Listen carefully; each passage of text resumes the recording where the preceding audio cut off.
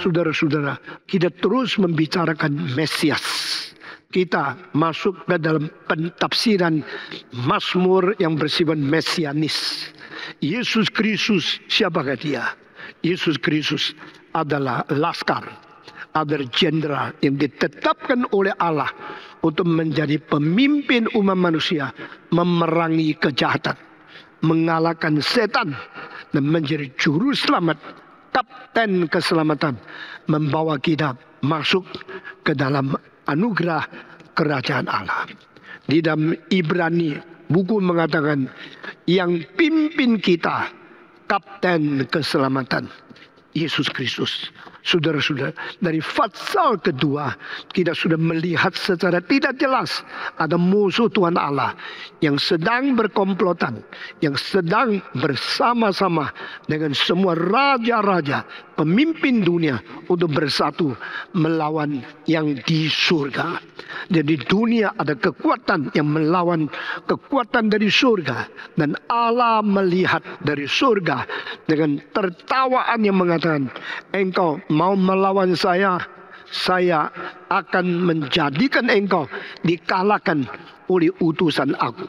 Dari saudara-saudara, sejarah dari halaman pertama sudah melihat bagaimana setan menggoda orang yang diciptakan oleh Tuhan untuk melawan sang pencipta itu. Lalu Tuhan sudah menjanjikan benih perempuan akan berperang dengan benih ular, sehingga benih ular akan meremukkan tumit daripada benih perempuan, tapi benih perempuan akan melukai dan menghancurkan kepala dari benih ular. Di sini kita melihat satu peperangan rohani terus menerus di dalam sejarah, tidak pernah berhenti. Setan tidak pernah ambil sabat. Setan tidak pernah ambil istirahat. Dia mau terus menerus mengganggu pekerjaan Tuhan. Dan Allah tidak membiarkan gerejanya digagalkan oleh setan. Maka Allah terus menerus memimpin kita untuk berperang di dalam rohani.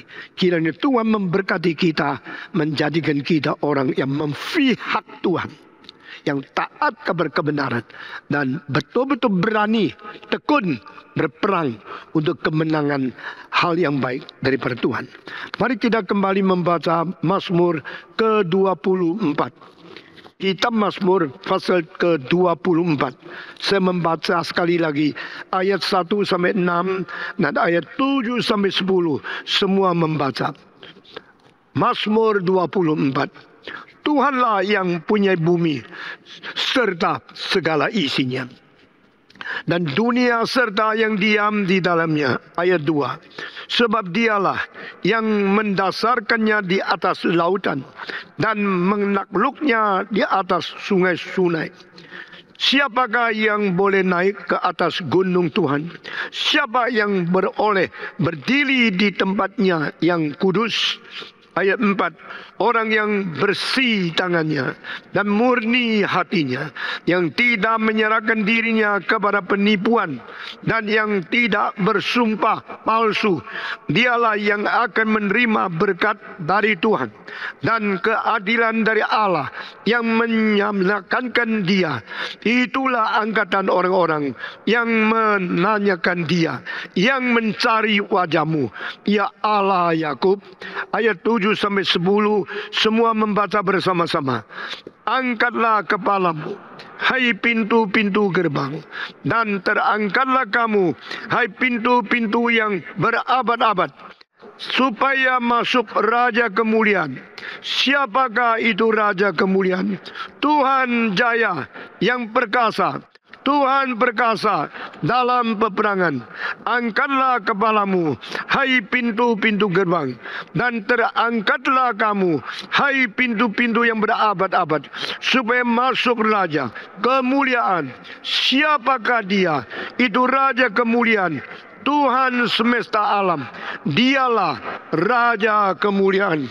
Pembacaan kitab sampai di sini, saudara-saudara, dari ayat 1 ke 6 dibicarakan tentang kedudukan Allah di atas alam semesta. Dan dari 7 sampai 10 membicarakan Allah yang maha kuasa menerima sesuatu jenderal yang kembali. Saudara-saudara, mengapa ke pasal ini kita hitung ke dalam fase Mesias? Kenapa Mazmur 24 disebut Mazmur Mesias? Karena di sini membicarakan tentang total menang daripada Kristus yang diutus, sehingga dia setelah berperang selesai, dia kembali ke surga dan disambut dengan buka pintu gerbang yang kekal, menyambut kepulangan daripada Yesus Kristus. Saudara-saudara, Mazmur 22, Yesus dipaku di atas salib, Yesus ditusuk tangan dan kaki, Yesus terlepas tulang dari sendinya, dan Yesus Kristus dicemooh oleh orang-orang di sekitarnya. Mereka berkata, if God delight in you, let him come down and deliver you. Who are you? If you save others, please save yourself. Jika engkau bisa menolong orang lain, tolonglah dirimu sekarang sendiri. Mereka mengatakan, jika Tuhan menyenangi kamu, dia datang melepaskan, memerdekakan engkau. Kenapa engkau sendiri dipaku di atas kayu salib? Jadi pasal ke-22 betul-betul memberitahu kabar kita sengsara Kristus di atas kayu salib. Pasal ke-23 membicarakan yang mati telah melewati lembah bayang-bayang maut, keluar lagi. Ini betul-betul nyata sekali bicara tentang kebangkitan Yesus Kristus. Pasal 22 Yesus mati. Pasal 23 Yesus bangkit. Pasal ke-24 Yesus naik ke surga. Siapakah yang pernah datang ke dunia dari surga kecuali Yesus Kristus? Siapakah dari surga dunia khusus untuk mati kecuali Yesus Kristus? Siapa yang sudah mati akhirnya tidak bangkit kembali dari kematian kecuali Yesus Kristus? Siapa yang sudah mati dan bangkit boleh kembali ke tempat tinggi, masuk ke dalam pintu gerbang yang kekal kecuali Yesus Kristus? Kita bersyukur kepada Tuhan, di dalam semua agama, di dalam semua sastra, di dalam semua filsafat, kebudayaan, tidak ada tulisan satu orang itu mati untuk orang lain. Dan tidak pernah dinubuat orang yang mati itu bisa bangkit lagi. Tidak pernah dicatat orang bangkit terima kembali oleh Tuhan, masuk dalam kemuliaan dari Tuhan, kecuali Yesus Kristus yang ternubuat di dalam kitab suci. Tuhan datang dari surga masuk ke dalam dunia. Tuhan dari dunia kembali ke surga. Tuhan diterima oleh Allah Bapa di dalam kekekalan dengan catatan-catatan yang tidak pernah muncul di dalam kitab-kitab yang lain, di dalam buku agama apapun. Only in the Bible revealed by God concerning the truth of His creation, His redemption, and His glorification. Apa yang Tuhan ciptakan, apa yang Tuhan menangkan, dan apa yang Tuhan permuliakan di dalam kekekalan, semua tercantum hanya di dalam satu buku ini. Saudara-saudara, Kristus yang kita percaya adalah Kristus yang berasal dari surga. Dia bukan orang dari dunia ini, bukan berasal daripada dunia yang berdosa ini. Dan Yesus Kristus yang turun dari surga adalah datang khusus untuk mati, untuk mengganti kita, untuk berperang, membawa kita keluar dari tangan iblis. Tuhan yang mati dan bangkit adalah dia kembali ke surga, dan dia diterima oleh Tuhan di takhta yang tertinggi, melampaui semua orang, lebih tinggi dari semua nama, dan diterima di atas tempat paling tinggi, tempat sebelah kanan dari Allah Bapa. Saudara-saudara sekalian, oknum seperti ini, pribadi di dalam Yesus Kristus, menyatakan ada pengharapan untuk umat manusia. Kalau engkau hidup, saya hidup. Engkau mati, saya mati. Engkau binasa, saya binasa. Engkau berdosa, saya berdosa. Engkau diadili, saya diadili. Kita semua, untung berapa banyak uang pun percuma, karena akhirnya kita semua gagal. Semua kita mati, dan semua kita tidak bisa menerima keberhasilan kita apapun di bawah kekekalan. Namun demikian, ada janji dari Allah, dia akan menelan kematian. Kematian akan dikalahkan oleh selama-lamanya. Nah, ini ayat-ayat seperti ini tidak pernah muncul. Tidak ada istilah seperti apa yang kita baca di Yesaya pasal 25 ayat ke-8. Yesaya 25 ayat ke-8 mengatakan engkau akan mengalahkan kematian. Engkau akan menelan kematian dan kemenangan itu untuk selama-lamanya. Saudara-saudara, apakah yang telah dinubuatkan di dalam kitab suci, yaitu ada musuh terakhir, musuh terbesar, akhirnya kalah dan tidak lagi mungkin menelan atau membinasakan manusia.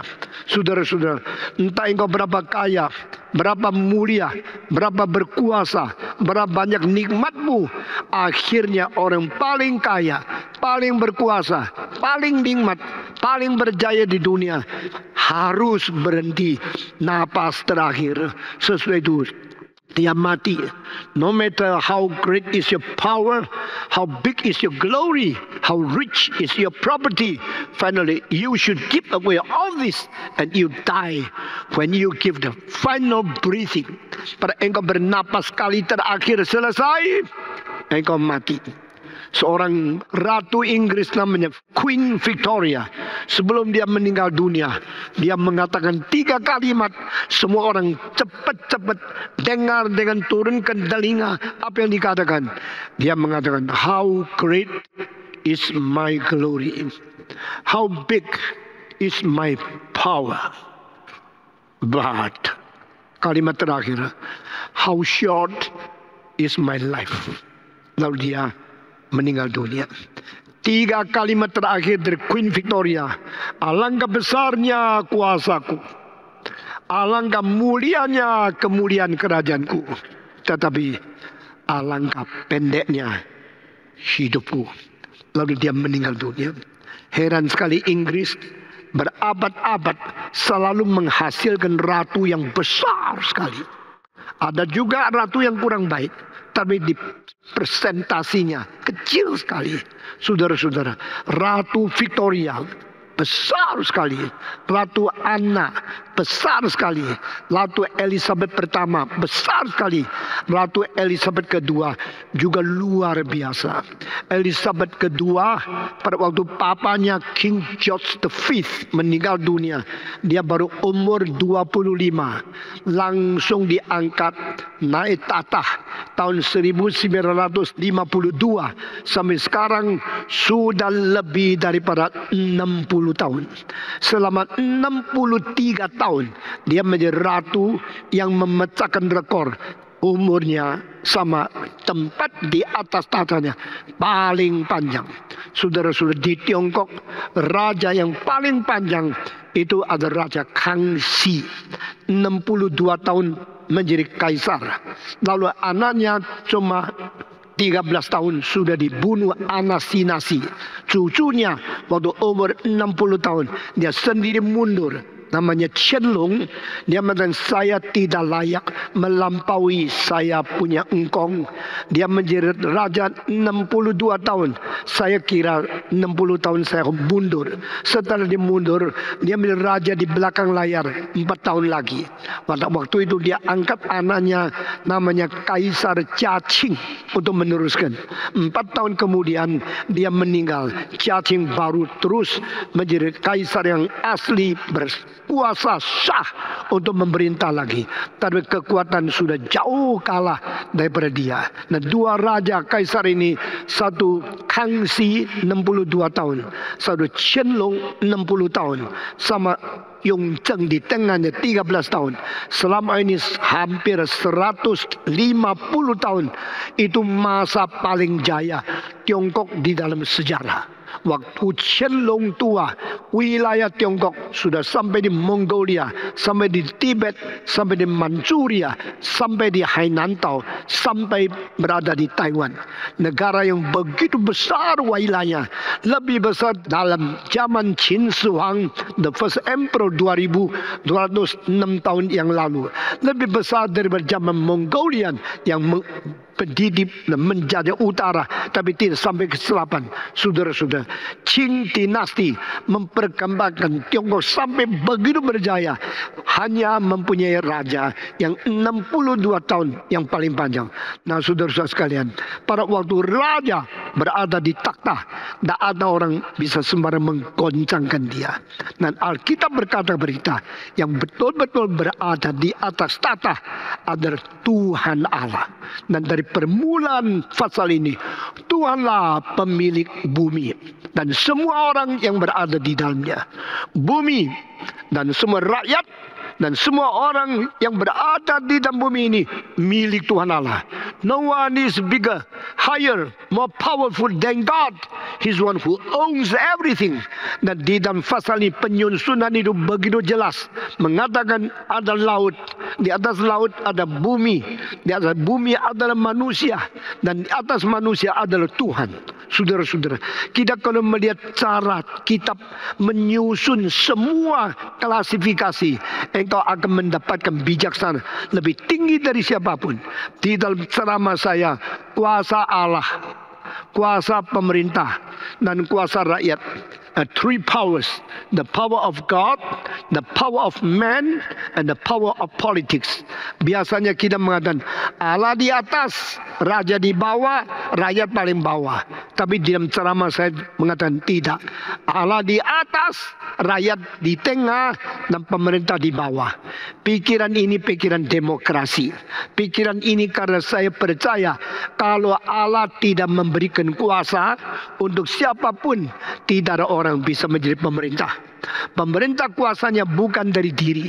Pemerintah kuasanya dari manusia. Dan manusia kuasanya dari Allah. Maka Allah mengizinkan Demokritos, artinya rakyat yang menjadi penguasa, untuk memilih presidennya. Nah, ini namanya demokrasi. Demokrasi dari demos sama kratia. Istilah kratia, kuasa pemerintah. Demos, rakyat. Rakyat yang mempunyai kuasa untuk memerintah seluruh pemerintahan. Sedangkan raja dipilih oleh rakyat. Nah, demokrasi yang sekarang diterima oleh seluruh dunia, istilah ini sudah muncul beribu-ribu tahun yang lalu. Saudara-saudara, zaman Plato masih hidup di dalam dunia, dia sudah mulai membahas kuasa mestinya dari mana. Mao Zedong mengatakan kuasa datang daripada militer. Itu nama terkenal di seluruh Tiongkok. 枪杆子里面出政权. The political power is derived or emerged from the gun. Dari engkau mempunyai senjata, engkau akan mendapatkan kuasa politik. Mao Zedong seumur hidup percaya kalimat itu, maka dia akhirnya dengan revolusi, dengan menghancurkan orang lain, dia merebut kekuasaan, khususnya dari Chiang Kai-shek. Saya mau tanya, kekuasaan dari mana? Mao Zedong bilang kekuasaan daripada peluru, daripada senjata.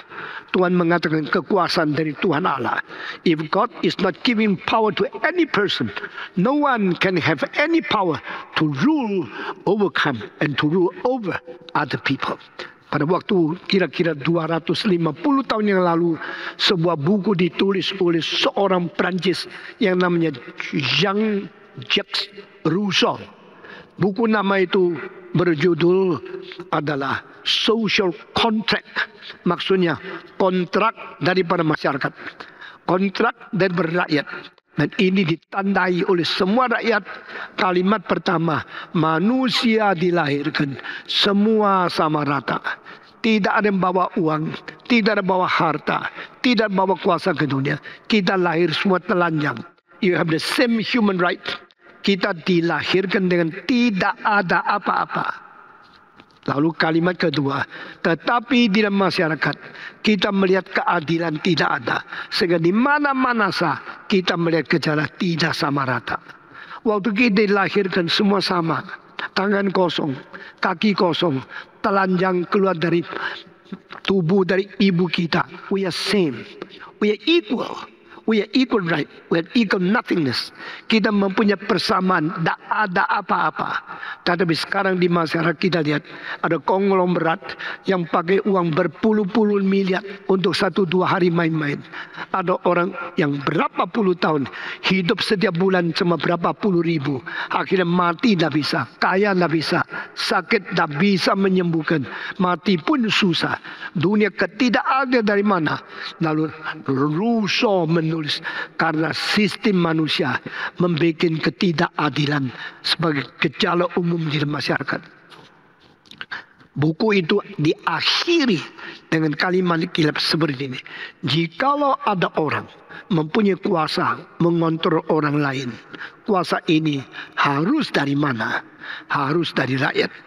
Jikalau rakyat tidak mentanda tangan, tidak memberikan hak untuk orang lain boleh mewakili mereka, tidak ada satu orang berhak mewakili seluruh umat untuk menjadi orang yang menguasai orang lain di dalam dunia ini. Nah, saya sendiri mempelajari politik daripada dunia, mempelajari sejarah kekuasaan dari dunia, dan saya melihat 2 hal yang paling penting. Satu di dalam Inggris namanya Magna Carta abad ke-13. Satu lagi social contract di abad ke-18 dari Jean-Jacques Rousseau.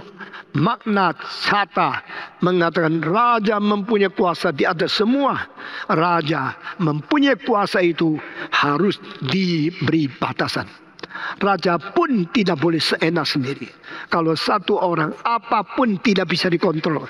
Apa yang dia ngomong harus ditaati. Negara itu akan kacau. Karena tidak ada yang mengontrol orang yang mempunyai kuasa. Saudara-saudara, no one supposed to have the absolute power to rule over others. Anyone should be controlled by another power. Setiap orang kuasanya harus dikontrol oleh kuasa orang yang lain. Dan yang lain itu siapa? Maka teori-teori semua berpendapat yang berbeda. Ada yang mengatakan yang menguasai pemerintah itu Tuhan Allah. Lalu kalau Tuhan kasih dia kuasa, engkau tidak boleh menantang. Nah, pemimpin-pemimpin agama yang jahat, atau pemimpin-pemimpin agama yang liar, semua berusaha memakai saya dari Tuhan, kuasa diberikan Tuhan, engkau harus taat kepada saya. Itu mungkin sesungguhnya, dan itu adalah yang disebut di Alkitab. Itu mungkin palsu. Itu yang kita lihat terjadi di agama-agama yang rusak. Saudara-saudara, pada waktu pemimpin-pemimpin agama berani memakai nama Tuhan sebagai backing yang tertinggi, sebagai sumber pemberi kuasa, maka dia akan memperalat kuasa istimewa itu untuk mempermainkan pengikutnya di bawah dia di dalam agamanya. Nah, semua agama-agama yang rusak mempunyai pemimpin-pemimpin yang mempunyai pikiran, kesadaran, dan proklamasi dan mengiklankan dia adalah wakil tunggal daripada Tuhan Allah. Itu menjadi agama yang menakutkan. Saudara-saudara, kedua, pemerintah-pemerintah di masa kuno selalu mengklaim mereka mendapatkan kuasa langsung dari surga. Maka orang Tionghoa mengatakan yang disebut kaisar sebenarnya adalah raja dan adalah anak daripada surga. Maka Tionghoa mengatakan kaisar namanya Tianzi, son of heaven. An emperor is a son of heaven, dan he representing God to be the ruler on this earth. Dia adalah anak dari surga yang mewakili Allah di tempat yang tinggi menjadi pemerintah di atas bumi ini. Sehingga barang siapa ketemu kaisar, dia harus lutut, harus ketuk kepalanya, harus menyembah dia, menyebut dia pakai Tianzi. You are the son of heaven. You are the leader of the nation. You are the father of every people. And you are the king, the emperor. We should adore you. We should worship you. We should give thanks to you. Nah, saudara-saudara, ini sesuatu kuasa yang tidak bisa ditantang. Tapi Alkitab mengatakan tidak. Alkitab mengatakan setiap orang sama-sama dicipta oleh Allah dengan peta dan teladan. We are equally created after the image and the likeness of God. That is the reason we human beings are dignified. We are glorious. Yang kita punyai adalah kemuliaan, ada kehormatan yang tidak bisa dikompromikan. Itu sebab sejak teologi reform, maka seluruh dunia mempelajari what is human right, what is human dignity, what is human glory, what is the power given to man. Setiap orang kalau diberi oleh Tuhan dengan hakikat yang sama, setiap manusia kalau diberi Tuhan peta teladan yang sama, setiap orang mulia, setiap orang hormat, setiap orang tidak boleh dihina oleh siapapun. Katakan dia raja kah, dia pemerintah kah, dia juga hanya manusia. So raja harus menghormati umatnya, pemerintah harus menghargai rakyatnya, sehingga rakyat mempunyai kuasa. Karena kita semua sama-sama dicipta menurut peta dan teladan Allah. Sudah berapa saya bicara tentang natural belonging dan spiritual belonging. Supernatural belonging is more than the natural belonging. Kita milik Tuhan, milik Tuhan. Karena ada apa? Kenapa kita milik Tuhan? Karena kita dicipta oleh Tuhan. Yang dicipta oleh Tuhan, milik Tuhan. Yang dicipta oleh Tuhan, milik Tuhan. Semua yang lain yang dicipta oleh Tuhan, semua milik Tuhan. Maka di sini dikatakan bumi dan segala sesuatu yang berada di dalamnya milik Tuhan. Bumi dan orang yang diam di atasnya milik Tuhan. Sehingga human beings should have the equal right. Engkau mempunyai hak yang sama dengan orang lain.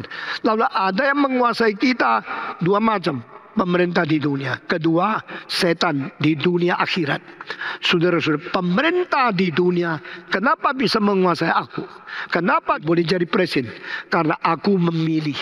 Waktu aku memilih, berarti saya menunjuk you yang boleh menguasai saya. Jadi kuasa pemerintah dari kuasa rakyat. Kuasa rakyat diberikan oleh Tuhan.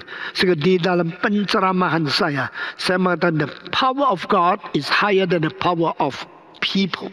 And the power of people is higher than the power of government. Kuasa Allah lebih tinggi dari kuasa rakyat. Kuasa rakyat lebih tinggi dari kuasa pemerintah. Dalam klasifikasi seperti ini, maka saya melihat Allah lebih tinggi dari negara dan rakyat. Negara dan rakyat lebih tinggi dari pemerintah dan presiden. Sehingga kuasa paling kecil adalah kuasa presiden. Yang lebih besar di kuasa presiden ada mayoritas rakyat mau pilih atau tidak. Yang lebih besar dari manusia pilih adalah Allah yang mencipta. Klasifikasinya ini jelas sekali. Di dalam pasal 24 di sini ada tulisan air, laut. Di atas laut Tuhan mentegakkan benua lebih tinggi dari laut. Di atas benua ini Tuhan pilih kaum pilihannya. Di atas kaum pilihan Tuhan tegakkan gunung yang suci. Di atas gunung yang suci ada bait Allah, di mana Allah berada di dalam. Dan setelah bicarakan tentang bumi milik Tuhan, mendadak ayat ketiga ayat keempat mengatakan, siapa dapat berdiri di atas bukit yang kudus? Siapa boleh masuk di dalam bait Allah yang suci? Nah saudara, God, the holy places of God, the temple on the mountain, and the mount chosen by God, and the earth which built upon the ocean, and the water, and the sea. Saudara-saudara, semua urutan ini sudah ditulis begitu jelas di sini. Waktu engkau baca syair, engkau tidak menemukan, tapi waktu engkau menyelidiki, engkau melihat klasifikasi itu begitu jelas. Siapa yang boleh masuk ke dalam tanah suci? Siapa boleh berdiri di atas gunung yang kudus? Lalu dikatakan, yaitu mereka yang tidak bohong, mereka yang hatinya bersih, mereka yang tangannya suci, mereka yang sumpah tidak menjalankan segala sesuatu dengan siasat penipuan. Saudara-saudara, apakah engkau tidak sadar di sini klasifikasi the created world, the chosen people, and God's holy place, and God's presence for those who truly obey His word will live together with God forever. Jelas sekali engkau melihat ada laut, air, ada bumi yang ditegakkan di atas laut, ada gunung yang dipilih, ada tempat suci yang Tuhan bersemayam, lalu ada orang yang boleh masuk ke dalam gunung itu. Who can stand in the holy mountain of God? Who can be with God in the holiest place? Tempat suci dari bait Allah hanya berada Tuhan di dalam. Tapi di sini mengajak, siapa boleh berada di tempat gunung yang suci? Siapa boleh diam dengan Tuhan di dalam tempat yang maha suci itu? Itulah orang Kristen yang dipilih oleh Tuhan. Saudara-saudara, orang Kristen dipilih oleh Tuhan untuk mengikuti Yesus Kristus. Yesus dipilih oleh Tuhan menjadi pemimpin gerejanya. Yesus mati di atas kayu salib untuk berperang bagi kita. This is the Messianic Psalm. Ini Mazmur Mesianis. Ya, akhirnya mengkaitkan kita yang mengikut Tuhan mempunyai seorang kapten dari penebusan. Kita yang menerima Yesus sebagai juru selamat, kita mempunyai seorang juru selamat yang sudah menang dari kematian dan dia boleh patut masuk surga. Dia jenderal yang perang, jenderal yang sungguh-sungguh mewakili kita berperang dengan iblis. Saudara-saudara, di dalam sejarah banyak ahli-ahli militer, dan di antara semua saya tetap percaya selain Yesus Kristus, militer yang paling jenius, orang perang yang paling sukses cuma satu, yaitu Iskandar Agung. Iskandar Agung dijunjung tinggi oleh orang Greka karena memang dia orang Macedonia. Iskandar Agung dijunjung tinggi oleh banyak orang Kristen karena dia telah mengakibatkan sesuatu perubahan yang besar di kerajaan Greka. Iskandar Agung dijunjung tinggi oleh orang. Saudara-saudara, siapakah Iskandar? Iskandar adalah seorang yang zamannya kira-kira 300 tahun sebelum Yesus Kristus. Iskandar adalah seorang anak raja dari kerajaan Macedonia. Kerajaan Macedonia mempunyai seorang raja yang pintar luar biasa, namanya Philip II. Dan raja ini pintar bukan karena dia sendiri pintar, pelajarannya banyak. Dia mempunyai pikiran mendidik anak yang luar biasa agungnya. Orang kaya hanya banyak uang tapi tidak mempunyai pikiran yang cerdas mendidik anak. Di dalam 1-2 generasi uangnya hancur karena foya-foya dipakai sembarang untuk anaknya.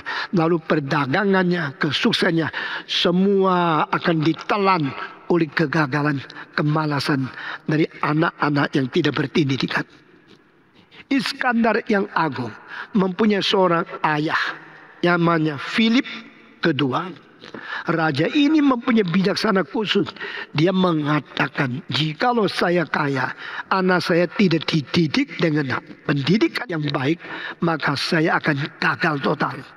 Maka dia berani pakai uang paling banyak untuk mengundang guru yang paling baik di seluruh zaman selama dia masih hidup. Tinggalkan kotanya, datang ke istana, menjadi guru privat anaknya. Nah, saudara-saudara, siapakah guru yang diundang itu? Murid dari Plato. Siapakah Plato? Murid dari Socrates. Siapakah murid daripada Plato? Aristoteles. Saudara-saudara, Aristoteles ada filosof terbesar selain zaman itu, juga salah satu yang terbesar di dalam sepanjang sejarah manusia. Mengundang profesor dari Berkeley, dari New York City, dari Oxford, dari Heidelberg untuk mengajar anakmu di Kelapa Gading. Engkau berani? Engkau berani mengatakan, profesor, jangan lagi mengajar di Cambridge, datang ke Indonesia saja. Di rumah saya Karawaci ada seorang anak umur 20, perlu engkau mendidik dia, karena saya mau bayar sebesar mungkin untuk mengundang profesor yang paling hebat dari dunia ngajar rumah saya. Inilah Filipus. Saya pikir Filipus mempunyai bijaksana jauh lebih tinggi dari konglomerat yang lain, karena dia mau anaknya bukan masuk sekolah tertinggi seperti kamu. Engkau kirim anak ke New York, kirim anak ke Jerman, di Düsseldorf, atau di Bochum, atau di Berlin. Engkau paling banyak satu tahun kirim $100,000 supaya dia boleh studi, boleh sukses di situ. Tetapi Philip bukan begini. Dia undang profesor terbaik di dunia masuk ke rumahnya, mengajar anaknya pribadi 3,5 tahun. Saya tidak bisa bayangkan ya. Jadi murid profesor yang besar 2 jam aja, engkau boleh dapat berapa banyak pengetahuan yang luar biasa. Kalau menjadi murid seorang profesor yang terbesar di dunia, siang malam hidup bersama, bahkan bisa tanya pribadi, semua pengetahuan engkau langsung terima daripada dia. Selama 3,5 tahun, engkau akan terima apa? Kita bersyukur kepada Tuhan. Zaman itu cara terbaik mendapatkan pendidikan yang tertinggi adalah langsung menerima profesor yang besarnya seperti Aristotle. Orang kaya pada waktu itu banyak sekali. Cuma satu yang mengerti ini. Philip II invite Aristotle to come to his house to privately teach his own son Alexander the Great. 3,5 tahun Alexander yang agung digembleng di bawah seorang profesor namanya Aristotle. 3,5 tahun harus berhenti. Mungkin Aristotle kembali, mungkin Aristotle meninggal dunia, sehingga dia tidak ada kesempatan belajar lagi. Dia mulai berkembang sendiri. Salah satu sebab yaitu dia tidak ada waktu untuk belajar lagi. Dia mesti meneruskan karya agung dari para ayahnya. Saudara-saudara, waktu Iskandar umur 20, dia mendapatkan satu kabar bahwa papanya dibunuh oleh orang, mati karena anasinasi. Waktu papanya dianasinasi oleh orang lain, dia disuruh cepat pulang dari medan peperangan. Begitu dia sampai di rumah, dia melihat mayat ayahnya. Mereka menaruh jubah kerajaan kepada dia dan menyumpah dialah Raja Makedonia. Mungkin sesuai itu dia tidak waktu lagi menjadi murid Aristotle. Dia berhenti studinya, dia mulai perang. Umur 20 dia mulai perang. Sampai umur 32, selama 12 tahun dia tidak pernah perang satu kali kalah. Di dalam sepanjang sejarah militer manusia, tidak pernah ada seorang jenderal yang tidak pernah kalah satu kali. Setiap kali pergi perang, setiap kali pulang dengan menang. Setiap kali pergi perang, pulang dengan menang. Kalau sudah menang, ambil tawanannya. Raja-raja kerajaan lain, jenderal-jenderal musuh, semua dipulangkan ke negerinya, lalu dikerangkeng, lalu dia harus menyembah kepada raja yang baru, mengaku kekalahannya. Tetapi Alexander mengatakan tidak, saya tidak akan menjadi raja kejam yang mentaklukkan orang supaya dia menjadi budak saya. Nah, sekarang saya menceritakan keagungan dari Iskandar yang agung. Alexander Great never fight for his own glory. He's not going to war for his victim to submit to him. Dia berkata kepada prajurit, ikut saya berperang. Nah, mari kita pergi kemana-mana berperang. Perang saya lain sama raja lain, semua berbeda. Kalau raja lain berperang untuk menawan orang menjadi budak dia, saya pergi ke perang untuk melepaskan budak supaya tidak usah lagi melayani raja yang kejam. Wah, kalimat ini atau revolusi, berubah seluruh sejarah. All the kings go to fight, go to war, because they want their victims become their slaves. I go to war, I go to fight in order to set all the slaves free. No more serving the dictator. Saya pergi berperang bukan untuk menawan orang menjadi budakku. Saya pergi berperang untuk melepaskan budak daripada orang-orang diktator yang memerintah dan memerasa engkau. Maka prajurit, okay, I go to war with you. I want to follow you. I want to obey you. I want to work up your command.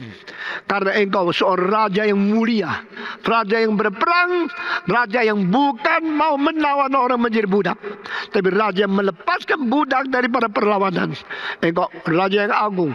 Kita ikut. Dia membawa tentara yang tidak banyak, tapi membawa visi yang jelas. Dia membawa tentara yang sangat sedikit, tapi mempunyai keberanian yang sama sekali dia kecil. Karena mereka not going to fight for their own glory, not going to fight for their own victims, their own property. Bukan berperang untuk memenangkan orang, bukan perang untuk mendapatkan kekayaan, bukan perang untuk membanggakan diri, perang untuk membebaskan orang lain. Kalimat ini disiarkan di seluruh gereja. Banyak orang gini, kalau raja kita mempunyai tugas begitu mulia, saya mau menjadi rakyatnya, saya mau menjadi tentaranya, saya mau ingin berperang di bawah dia, karena ini tugas mulia untuk membebaskan umat manusia. Saudara-saudara, waktu itu gereja kecil sekali, Persia besar sekali, gereja rakyatnya sedikit sekali. Persia mentaklukkan kerajaan-kerajaan besar sekali. Kerajaan sebelum itu, kerajaan paling besar seperti Mesir, Babilonia, dan yang lain-lain. Persia mengalahkan Babilonia. Babilonia mengalahkan kerajaan lain di Timur Tengah.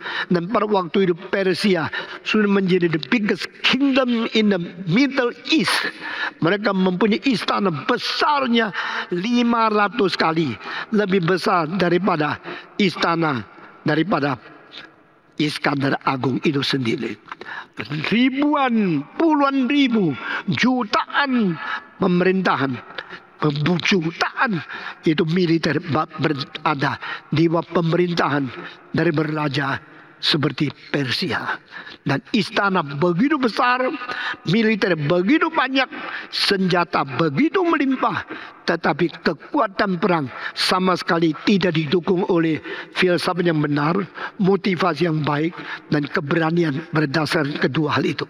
Saudara sekalian, itulah sebenarnya pada waktu Iskandar berkata, we go east, mereka semua gentar.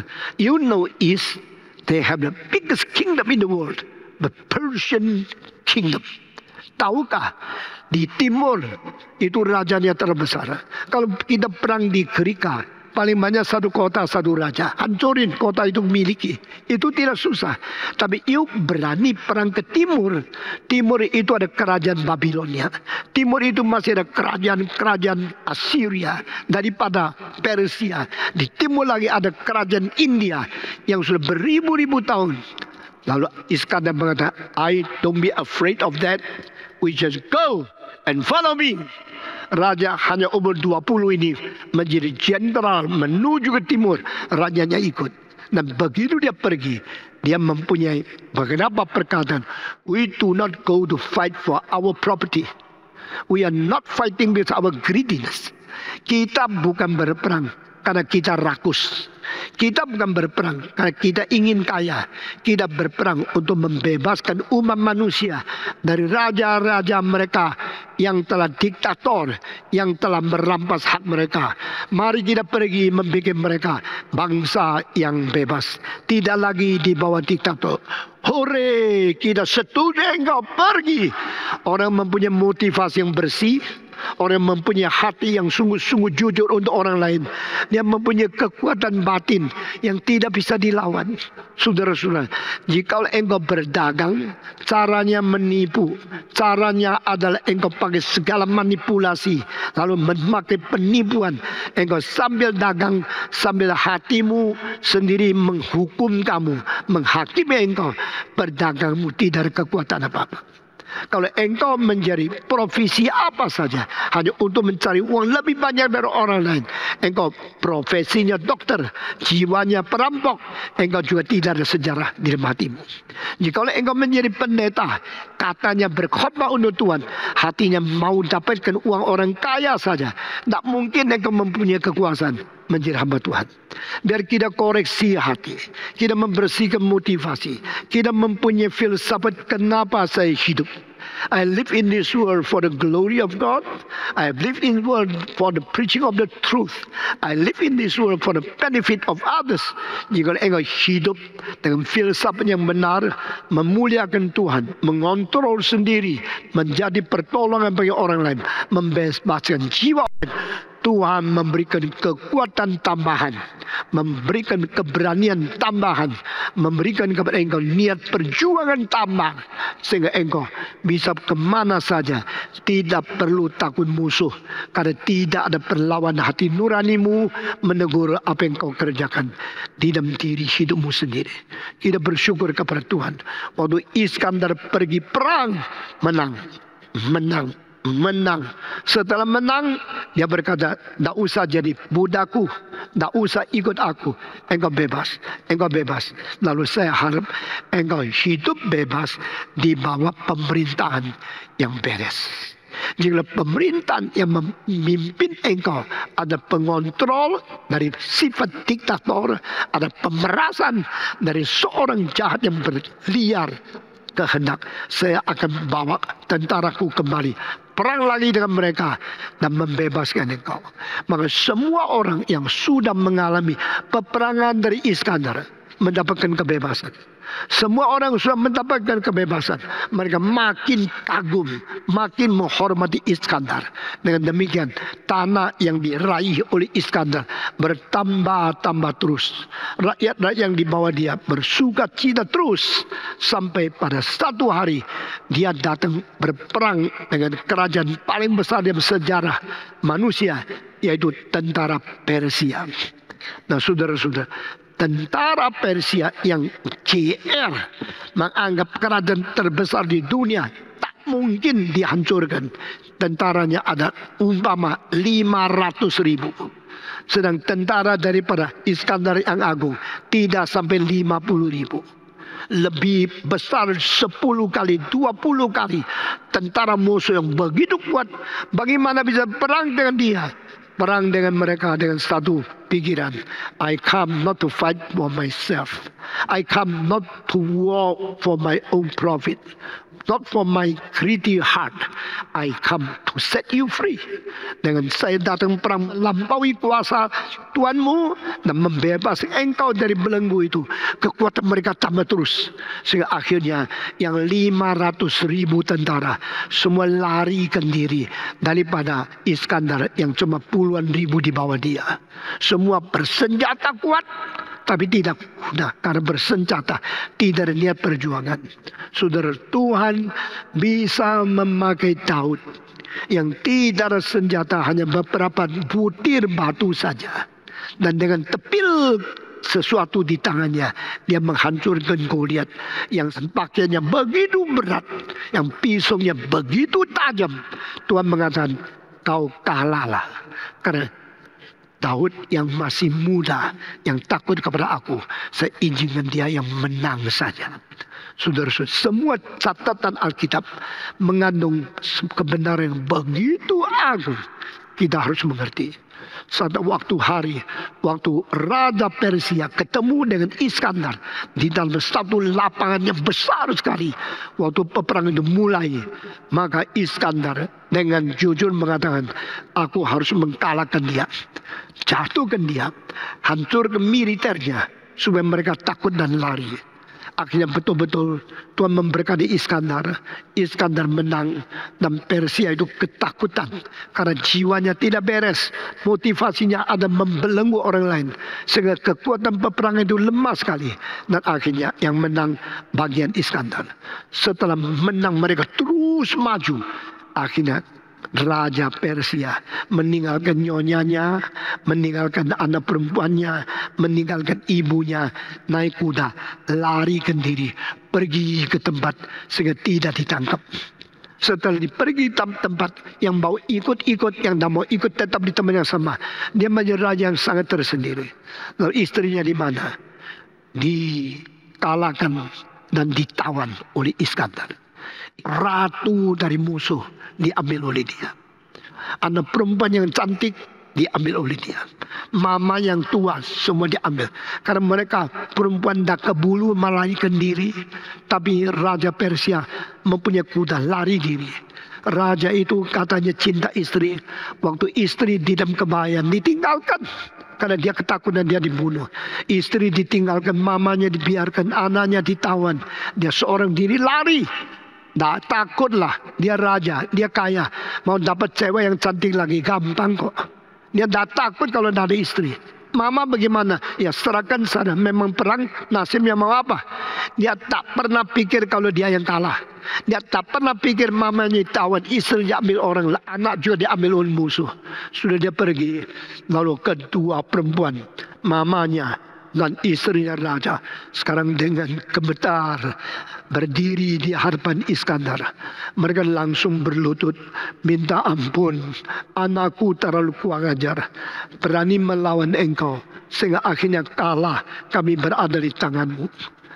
Istri daripada raja dari Persia, ratu yang gagal, juga dengan tangisan, kalau boleh tolong jangan melukai saya. Saya mempunyai suami yang kurang ajar sama kamu. Saya minta pengampunan, jangan merugikan saya.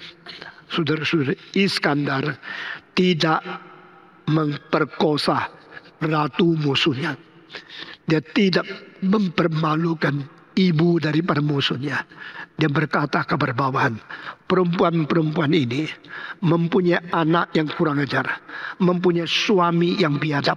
Itu bukan salah mereka. Sekarang saya sebagai raja Macedonia, saya perintahkan engkau baik-baik memberikan hormat kepada ratu ini, menjaga raja punya mama dengan memberikan makanan bergizi dan memberikan tempat tinggal yang memadai, karena mereka orang aristokratik, mereka bukan rakyat biasa. Perlakukanlah mereka dengan hormat. Waktu mamanya Raja Persia dengar kalimat ini, dia cucurkan air mata. Engkau tidak membunuh kami. Tidak. Saya berperang bukan untuk membunuh orang. Engkau masih mau baik-baik sama saya? Iya, karena engkau manusia yang harus dihormati. Mereka lutut di hadapan dia, berterima kasih, berterima kasih. Lalu setelah itu Raja Iskandar yang agung pergi. Mereka hidup baik-baik, diperlakukan dengan hormat, diberi makanan dengan cukup, dipelihara kesehatannya, suruh dokter jaga mereka. Mereka diperlakukan seperti dulu masih menjadi ratu. Hati nurani mulai menghasilkan satu kalimat, anak saya tak beres, suami saya terlalu kejam. Mengapa sama-sama menjadi raja? Raja orang lain begitu manusiawi, begitu menghormati musuh. Tapi raja yang suami saya maki-maki, pukul-pukul orang di bawah dia, memperkosa istri orang lain, memperkosa perempuan yang cantik, dan menjadi orang seperti binatang liar. Mereka berdoa kepada dewa mereka, biarlah musuh menang, biar suamiku kalah. Heran ya. Ini perempuan yang baik mendoakan supaya musuhnya menang, tapi suaminya kalah. Karena suami tidak beres. Suami tidak ada hati yang agung. Oh dewa, berilah kemenangan kepada Iskandar. Berilah kalah kepada suamiku yang memang kurang ajar. Suamiku hatinya terlalu sempit, terlalu kejam kepada rakyat, terlalu tidak jiwa yang besar untuk orang-orang lain. Biar suamimu yang kalah saja, biar musuh yang menang saja. Saya kira kalau doa itu didengar oleh suaminya, sekaligus dibunuh istrinya. Saudara-saudara, Iskandar tidak tahu. Iskandar cuma tahu, saya pernah mendapatkan pendidikan yang agung, saya harus menjadi manusia yang agung. Dari mana pendidikan? Dari Aristoteles. Kenapa dia bisa menjadi murid Aristoteles? Karena papanya pakai uang yang banyak untuk mengundang profesor yang terbaik. Saudara-saudara, jikalau hari ini ada seorang profesor yang baik, boleh memberikan pengajaran yang penting kepada engkau, boleh mendidik anakmu dengan teliti dan dengan filsafat yang tertinggi, engkau mau bayar berapa? Engkau berani bayar 1 miliar untuk mendapat profesor mendidik anakmu? Engkau berani membayar puluhan miliar untuk mengundang profesor yang terbaik di dunia untuk bikin anak-anakmu didik secara beres? Sebenarnya saya kasih tahu terus terang. Kamu sudah mempunyai profesor itu. Kamu sudah mempunyai kesempatan seperti itu. Di dalam gerakan reform Injil di Indonesia. Engkau saben hari dengar khotbah. Lebih tinggi dari filsafat siapapun. Kamu saben hari mempunyai kesempatan. Boleh menerima filsafat yang paling canggih. Boleh dengar musik yang paling anggun. Engkau boleh melihat akan seni yang paling tinggi. Tapi engkau melecehkan. Engkau rasa ini biasa. Ada konser yang baik, engkau pun tidak ingin mendengar. Diberikan orang yang diundang dari luar negeri, penyanyi yang terbaik di sini, engkau pun tidak mau beli satu tiket. Saudara-saudara, kalau saya teruskan, engkau mulai mengerti. How big is your ignorance for the grace of God? Berapa banyak kelalaian, pengabaian yang kau lakukan untuk menghina kesempatan yang Tuhan berikan kepada kau. Profesor pribadi yang diundang oleh ayahnya dengan sebagian uang yang banyak dari kerajaannya, menjadikan dia seorang mempunyai kesempatan di bawah Profesor Aristotle. Karena kebenaran dia melomba. Dia mengetahui arti hidup. Dia melihat bagaimana berperang. Menjadi manusia yang anggun sekali.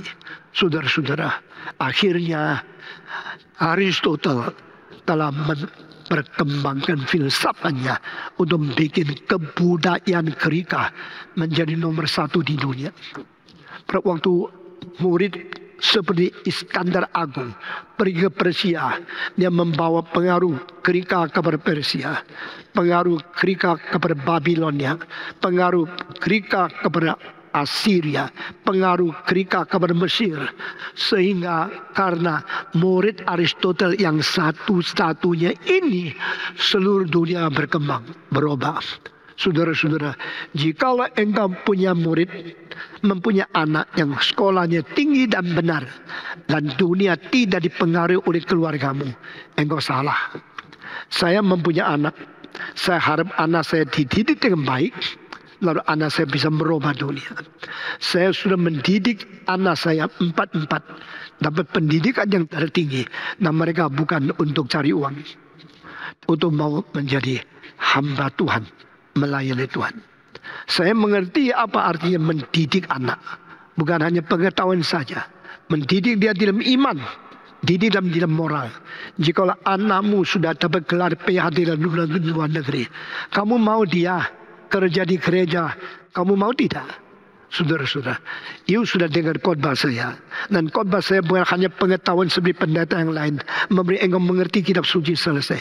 Semua akan merubah hidupmu, mendidik rohanimu, dan memberikan arah yang baru untuk generasi mudamu. Ini semua adalah satu kaitan yang menyeluruh dari motivasi engkau hidup dan tujuan engkau hidup. Why I live in this world? What is the purpose of my endeavor? Kenapa saya bekerja seperti ini? Tujuan hidup saya untuk apa? Saya dididik, dan yang didik siapa? Pakai bahan apa saya dididik? Lalu sesuai didik saya mau apa? Saudara-saudara, setelah selesai Iskandar menaklukkan Persia, dia pulang. Di tengah perjalanan dia sakit. Nah, di tengah-tengah perjalanan katanya dia melewati kota Yerusalem. Lalu semua orang tahu Iskandar Agung sudah menang. Iskandar Agung pemenang, tidak menghancurkan Persia. Persia kerajaan terbesar di dalam sejarah yang sudah pernah mentaklukkan Babilonia. Babilonia pernah mentaklukkan Mesir. Dan Persia yang lebih besar dari semua ini sekarang ditaklukkan oleh Iskandar. Iskandar bukan saja mentaklukkan Persia, dia juga mentaklukkan Mesir. Dan di Mesir dia menamakan kota dari East Alexander City, satu pelabuhan yang namanya Pelabuhan Iskandar. Sudah dengar kalimat di bawah ini. Waktu dia betul-betul sudah mendapatkan semua kekayaan, dibagikan kepada yang lain, dia sendiri mempunyai kekayaan yang lain. Dia mempunyai buku yang dijadikan perpustakaan. Karena apa? Di antara semua raja, semua pintar baca buku. Saudara, waktu Iskandar sudah menjarah, membiarkan Dia punya militer, mempunyai kekayaan. Dia sendiri pulang, dia membuat satu perpustakaan namanya The Alexander Library. Nah, saudara-saudara, perpustakaan Iskandar menjadi perpustakaan terbesar sebelum Yesus lahir di dunia. 300 lebih tahun sebelum Yesus datang ke dunia, di Mesir sudah ada perpustakaan terbesar di dunia. Dan perpustakaan ini namanya perpustakaan Iskandar. Dan Iskandar orang yang belajar filosof, belajar Aristotle, belajar pengetahuan yang tertinggi. Karena papanya undang Aristotle menjadi guru privat dia 3,5 tahun. Ini satu keluarga yang luar biasa. Tapi saudara-saudara, pada waktu dia mau pulang ke Mesir, di tengah-tengah jalan dia lewat Yerusalem.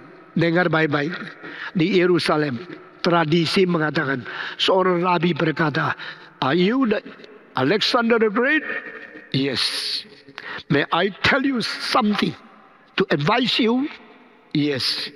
"Do you know your career and your work had already been prophesied in the book of the Daniel?"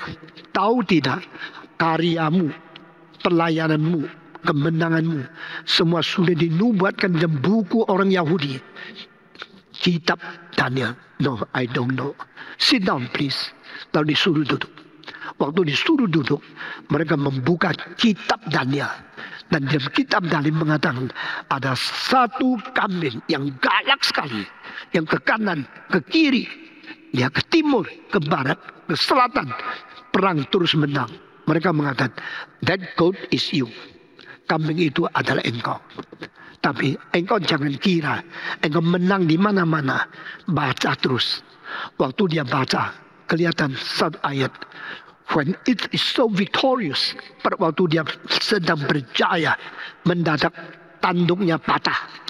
Tanduk daripada domba itu patah. Itu tanduk cuma satu. Binatang yang tanduk cuma satu tidak ada. Itu biasanya kalau kuda, itu namanya adalah kuda tanduk tunggal. Itu ada cerita mitos di dalam Greka dan sebagainya. Tapi Alkitab mengatakan tanduk yang satu itu sudah patah. Keluarlah 4 cabang dari tanduk yang besar itu menjadi 4 yang mengganti dia. Lalu Rabi itu berkata, Alkitab, kitab suci orang Yahudi mengatakan ada seorang raja waktu paling berjaya, mendadak dia mati. Setelah dia mati, yang meneruskan 4 jenderal di bawahnya. Iskandar kaget. Karena dia memang masih muda. Dan dia diramalkan akan mati. Dan di bawah dia memang 4 jenderal. Lama lagi, tidak lama lagi, betul-betul umur 32 dia mati di Mesir, di Iskandar. Setelah dia mati, ada 4 jenderal merebut kuasanya, membagi kerajaannya menjadi 4 yang kecil. Dan setelah mati, mereka meneruskan. Sebagian di tanah suci, sebagian lagi ada di Mesir, sebagian lagi Persia, sebagian lagi di timur. Dia belum sanggup menghancurkan India. Akhirnya sampai di Persia, dia sudah meninggal dunia. Tapi dia telah mendirikan kerajaan terbesar, lebih besar dari Mesir sebelumnya, lebih besar dari Babylon sebelumnya, lebih besar dari Greka sebelumnya, lebih besar dari Persia sebelumnya. Tidak sebesar Romawi sesudahnya. Karena Romawi baru bertumbuh setelah Iskandar mati. Saudara-saudara, pada waktu Iskandar meninggal dunia, lalu dia kehilangan segala sesuatu. Sesuai dengan Alkitab suci, keempat jenderal di bawahnya berebut semua. Nah, saudara-saudara, Iskandar ada salah seorang pemenang yang terbesar di dalam sejarah. Tetapi Iskandar tetap pemenang di dunia ini. Alkitab mengatakan Tuhan mentaklukkan seluruh laut di bawah tanah. Dan Tuhan memiliki semua yang berada di dalam tanah. Dan di atas tanah masih ada gunung yang suci. Di dalam gunung suci ada tempat maha suci dari Tuhan sendiri. Maka di dalam Mazmur 24 kita melihat laut, lalu tanah, lalu manusia, lalu pemilik dari umat manusia, lalu Allah mempunyai gunung suci, dan di atas gunung suci ada tempat maha suci. Siapakah yang bisa berada di dalam gunung kudusnya Tuhan? Siapakah yang bisa berdiri di dalam tempat maha sucinya Tuhan Allah? Kecuali mereka yang hati bersih, mereka yang tangannya suci, mereka yang tidak menghadapi kejahatan, mereka yang bersumpah tidak melakukan muslihat. Mereka bersama dengan Tuhan di dalamnya. Saudara-saudara, Mazmur ini adalah Mazmur Mesias. Karena dia akan membuktikan kepada kita ada satu orang yang sudah sengsara, sudah mati, sudah ditusuk rusuknya, sudah dipaku tangannya, akhirnya melewati kematian, melewati lembah bayang-bayang maut, bangkit, dan akhirnya mau masuk ke tempat maha suci, yaitu Yesus Kristus. Saudara-saudara, Yesus Kristus disebut sebagai pemenang yang adalah buah sulung. The first fruit.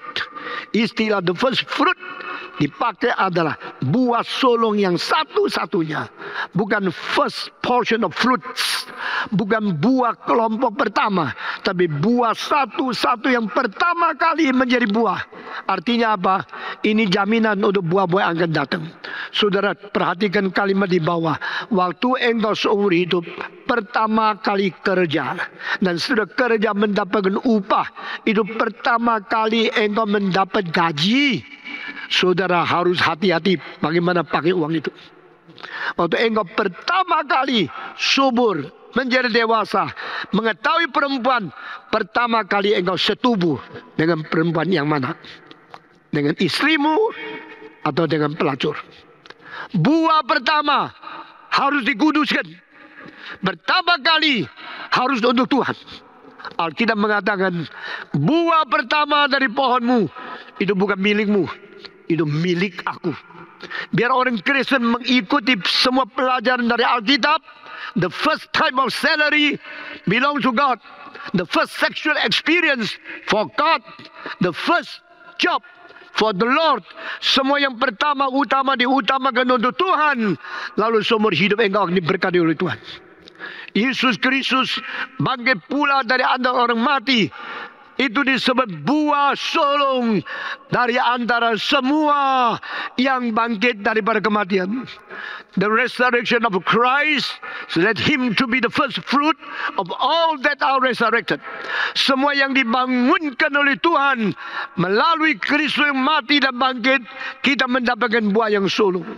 Dan kita bersyukur kepada Tuhan. Anakmu yang pertama itu milik Tuhan. Anak sulungmu milik Tuhan. Karena Tuhan memberkati engkau, memberikan istri kepadamu, menjadikan engkau melahirkan hidup yang baru, menjadi generasimu yang muda. Serahkan itu kepada Tuhan. Anakmu yang sulung bukan milikmu. Uang yang sulung bukan milikmu. Buah sulung bukan milikmu. Sucikan itu, separasikan itu, dan sembahkan kepada Tuhan. Yesus Kristus adalah buah sulung dari semua yang sudah bangkit. Dan dia menjadi wakil, dia menjamin kita akan bangkit kembali pada waktu Yesus kembali lagi di hari kiamat. Kita akan merubah tubuh kita dari yang fana menjadi yang baka, yang bisa rusak menjadi tidak rusak, yang duniawi menjadi surgawi, yang lemah menjadi kuat, yang dunia menjadi surgawi, yang sementara menjadi yang kekal. 5 perubahan ini menjadikan kita sama seperti Kristus yang bangkit pula dan berdiri di atas tempat yang suci. Saudara-saudara, siapa yang menang?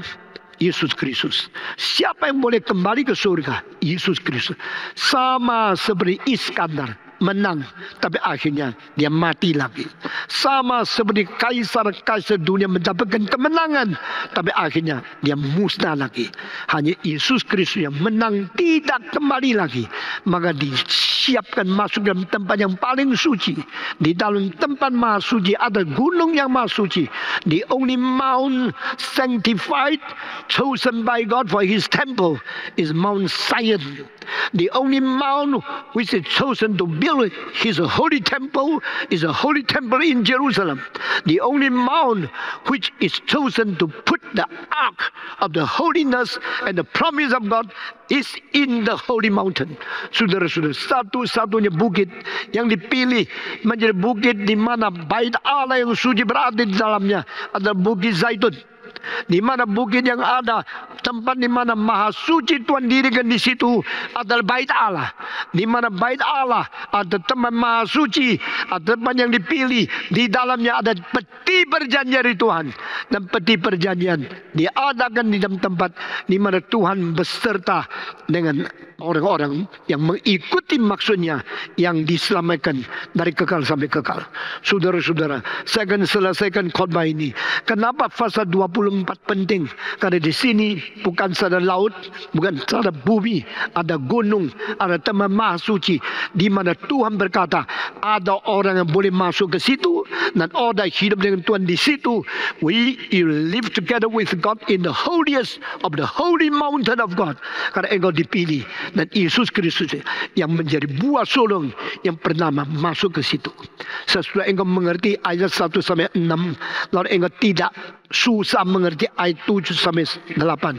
Lift up your heads, oh ye gates, the gates of everlasting. Now open your door to welcome the general who is victorious return to you. He had already conquered everything when he was in the war field. He was in the battle. Tuhan yang mengalahkan semua musuh di dalam medan peperangan sekarang mau masuk. Angkatlah kepalamu, hai pintu-pintu yang kekal. Angkatlah pintumu, hai gerbang-gerbang yang kekal. Karena dia akan masuk. Siapa dia? Dia yang menang. Lebih dari Iskandar, lebih dari Julius Caesar, lebih daripada siapapun yang mengalahkan semua. Yesus mengalahkan musuh kita, yang mengalahkan kematian. Dia masuk dalam surga dan akan membawa kita yang akan bangkit bersama dengan dia, berada mencapai kemenangan di surga. Minggu depan saya harap selesaikan pasal ini. Yesus naik ke surga karena kemenangan keselamatan. Mari kita berdoa. Bapa di dalam surga, kami berterima kasih. Kami yang mengikut Engkau dijamin akan berada dengan Engkau. Engkau berkata, karena Engkau hidup, kami akan hidup bersama dengan Engkau. Karena Engkau berada di sana, kami akan berserta di sana juga. Tempat yang mulia, tempat yang menang, tempat peperangan Yesus Kristus yang mengalahkan setan, mengalahkan dosa, mengalahkan kuasa maut, mengalahkan kuasa kegelapan. Tempat yang diperkenan Tuhan buka pintu untuk menyambut kemenangan Yesus masuk ke dalam kemuliaan. Juga Tuhan mempersiapkan tempat yang mulia bagi kami. Kami serahkan gerejamu, serahkan umatmu ke dalam Tuhan. Pelihara kami menjadi orang yang hidup suci, berkenan di matamu, sampai kami berjumpa dengan Engkau waktu Engkau datang kembali lagi. Dengar doa kami yang kami panjatkan dalam nama Yesus Kristus, penebus dan juru selamat kami yang hidup. Amin.